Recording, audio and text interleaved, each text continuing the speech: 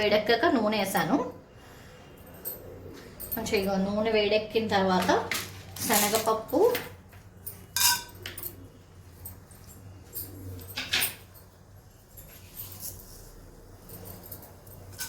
ఆవాలు, కొంచెం జీలకర్ర,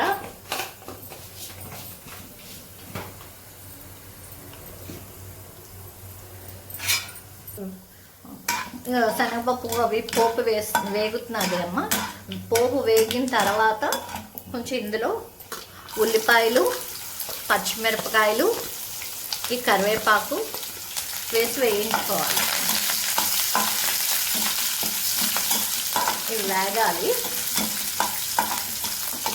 బంగాళదుంపలు కూడా వేసేస్తున్నాను. అలాగే కొంచెం క్యారెట్, గ్రీన్ పీసు.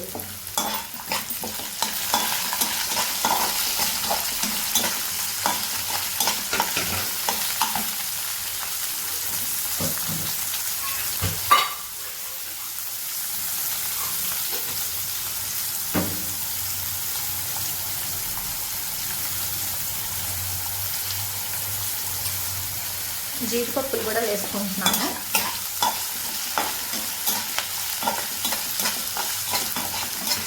దాంతోపాటు టమాటాలు,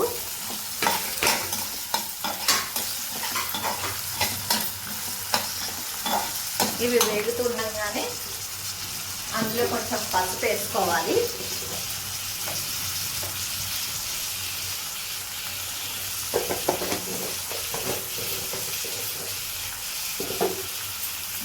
దీన్ని ఇలా కొంచెం సిమ్లో పెట్టి ఇది వేగుతూ ఉంటుంది.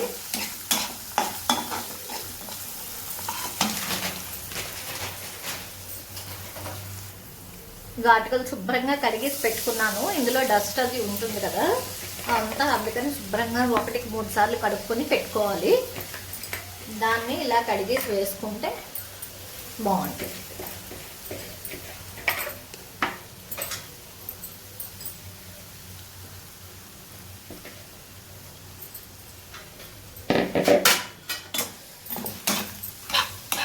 అటుకులు వేసేసుకుని శుభ్రంగా దీన్ని కలుపుకోవాలి. ఇది బాగా కలుపుకొని ఇప్పుడు ఉప్పు వేసేసుకున్నాం. ఇది ఇలా మెత్తబడుతూ ఉంటుంది.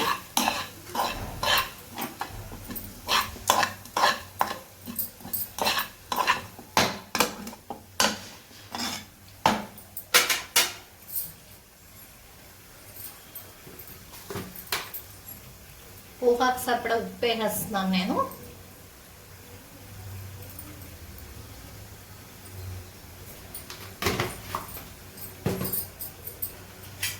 దీన్ని ఒకసారి కలిపేసేయండి.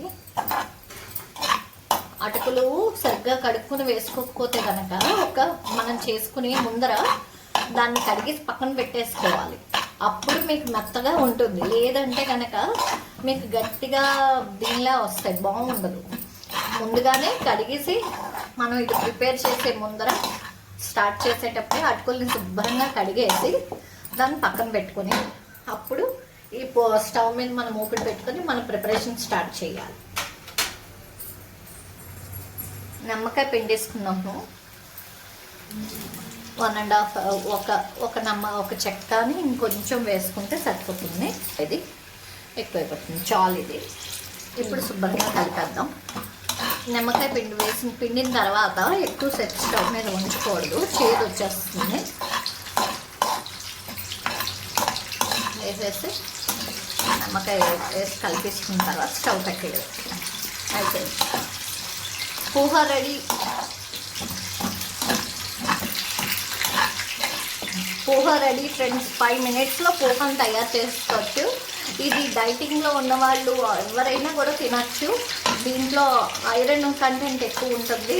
మనకి చాలా ఈజీగా ప్రిపరేషన్ చేసుకోవచ్చు. మనకి బాగుంటుంది. కాల్షియం అది వస్తాయి.